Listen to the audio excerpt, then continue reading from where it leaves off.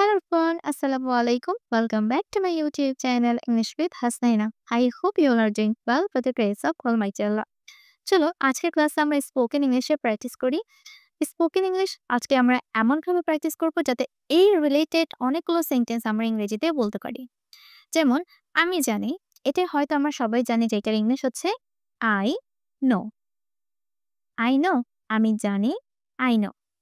কিন্তু এভাবে যদি বলা হয় যে আমাকে জানানো হয়, আমাকে জানানো, ধরুন এটা আমি জানি, এটা আমি নিজেই জানি এবং আমাকে জানানো হয় মানে অন্য কেউ আমাকে এসে জানায়। অন্য কেউ এসে যখন আমাকে কোনো কিছু জানাবে তখন সেটা হয়ে যাবে ইনফর্ম। তাই এখানে আমাকে এভাবে বলতে হবে, আমাকে জানানো হয় I am I am informed.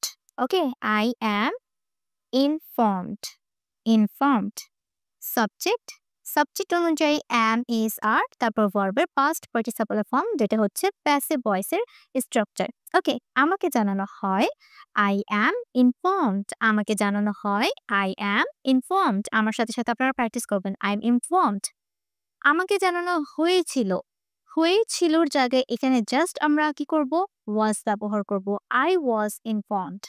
আমাকে জানানো হয়েছিল তখন কি হবে, আই I was informed. আমাকে জানানো হয়েছিল I was informed। যেহেতু এটা হচ্ছে কি ফার্স্ট, তাই এখানে কি হবে, সাবজেক্ট অনুযায়ী was ব্যবহার করতে হবে।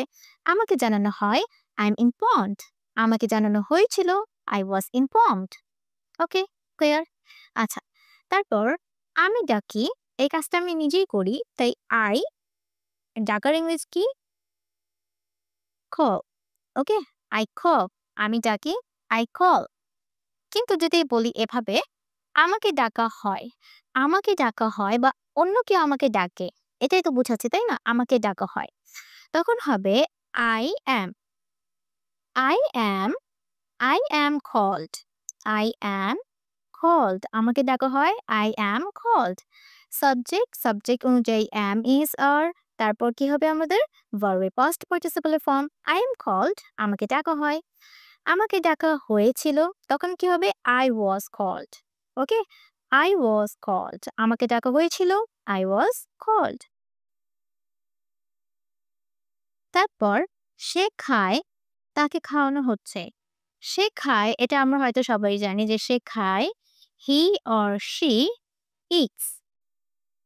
ইটস যেহেতু হি হচ্ছে থার্ড পারসন সিঙ্গুলার সাবজেক্ট, তাই ভার্বের সাথে আমাদের অতিরিক্ত এস অথবা ইএস অ্যাড করতে হয় প্রেজেন্ট ইনডেফিনিট টেন্সে। সে খায়, হি ইটস। তাকে খাওয়ানো হচ্ছে, কোনো কাজ বর্তমানে হচ্ছে, এখানে আরেকটা অ্যাড করে দেই, খাওয়ানো, কাউকে কোনো কিছু খাওয়ানো, এটার জন্য আমরা কি করি, ফিট এই বলটা ব্যবহার করি। তাই এখানে বলতে হবে হি ইজ, সাবজেক্ট অনুযায়ী আমরা এখানে বি ভার্ব ব্যবহার করব। হি ইজ বিং হচ্ছে এজন্য being, he is being fed, F E D fed. ফিডে পাস্ট পার্টিসিপল ফর্ম হচ্ছে ফেড, তাই এখানে বলতে হবে fed. He is being fed, তাকে খাওয়ানো হচ্ছে, হি ইজ বিং ফেড। তাকে খাওয়ানো হচ্ছিল তখন কি হবে, হি ওয়াজ। ইজের জায়গায় জাস্ট আমরা এখানে ওয়াজ ব্যবহার করব। হি ওয়াজ বিং ফেড, তাকে খাওয়ানো হচ্ছিল, হি ওয়াজ বিং ফেড, তাকে খাওয়ানো হচ্ছিল। তারপর সে গান গায়, তখন কি হবে, হি সিংস।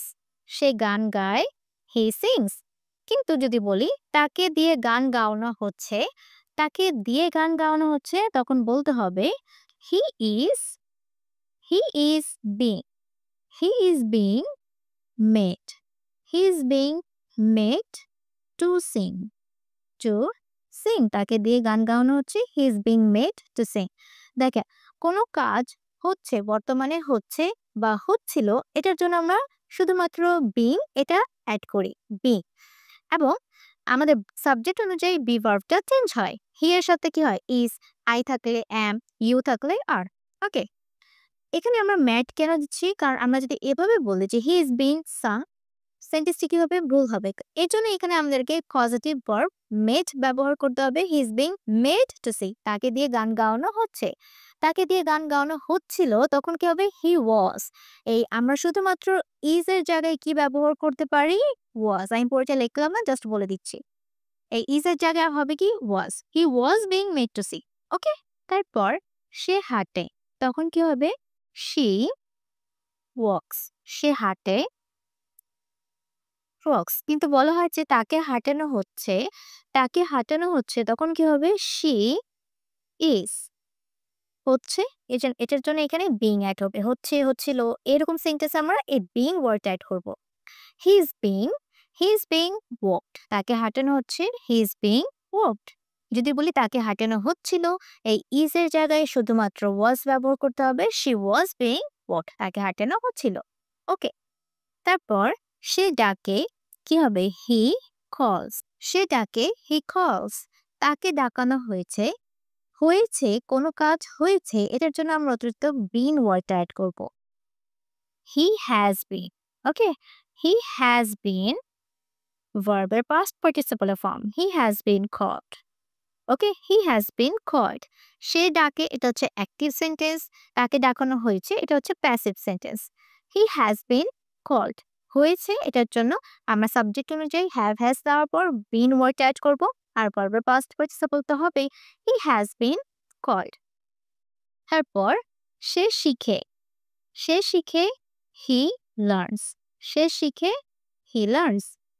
তাকে শেখানো হয়েছে, কোনো কিছু শেখানো, এটার ইংরেজি হচ্ছে টিচ। তাই এখানে আমাদেরকে টিচের পাস্ট পার্টিসিপল ফর্মটা ব্যবহার করতে হবে। তাকে শেখানো হয়েছে, he has been, he has been, he has been taught. Okay, টিচের পাস্ট পার্টিসিপল হচ্ছে টট, হি হ্যাজ বিন টট, তাকে শেখানো হয়েছে। তারপর সে দেখে, she sees, তাকে সে দেখে, she sees। এখন তাকে দেখানো হয়েছে, তাকে দেখানো হয়েছে, তখন কি হবে? she has been, she has been, she has been shown। কোনো কিছু দেখানো, কাউকে কোনো কিছু দেখানো, এটার ইংরেজি হচ্ছে show, আর নিজে দেখার ইংরেজি হচ্ছে see। কিন্তু আমরা যখন অন্য কাউকে কোনো কিছু দেখাই, তখন সেটার ইংরেজি হয়ে যায় show। তাই এখানে শো এর পাস্ট পার্টিসিপল ফর্ম হচ্ছে শোন, তাই এখানে শোন বলতে হবে। শি হ্যাজ বিন শোন। এখন এটার ইংরেজি কি হবে? আপনারা আমাকে কমেন্ট করে জানান। সবাই ভালো থাকবেন। আসসালামু আলাইকুম।